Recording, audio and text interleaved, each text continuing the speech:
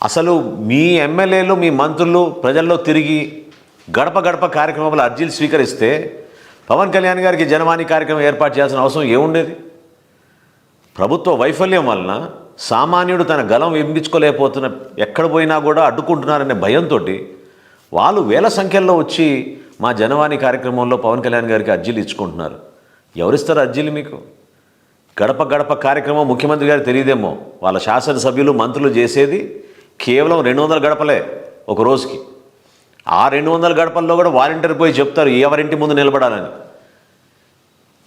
గడప గడప కార్యక్రమాల్లో అడ్డుకుంటారనో లేకపోతే అర్జీల రూపంలో వచ్చి మీ పైన దాడి జరుగుతారనో జన సైనికులు వీర మహిళలు ఎక్కడ కూడా అటువంటి పొరపాటు చేయరు. ఖచ్చితంగా మేము నిరసన తెలుపుతాం అవసరమైనప్పుడు.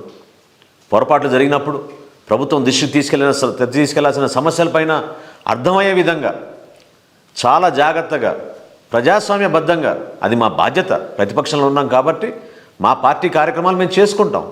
అదేవిధంగా గ్రామాల్లో కానీ పట్టణాల్లో కానీ అక్కడ ఉన్న మౌలిక సదుపాయాల గురించో వసతుల గురించో సంక్షేమం గురించో ప్రజలు ఇబ్బంది పడుతున్నప్పుడు తప్పకుండా జనసేన పార్టీ వాళ్ళ తరఫున మేము గలం విప్పుతాం. అంతేగాని మీరు ఈ విధంగా కుట్రలు చేసి ప్రజల్లో అనేక అనుమానాలు తీసుకొచ్చి అలజడి సృష్టించాలని మీ ప్రయత్నం చేస్తుంది మాత్రం ఖచ్చితంగా మేము ఖండిస్తున్నాం. దీనిపైన సమగ్రమైన ఎంక్వైరీ డీజీపీ గారు చేయాలి.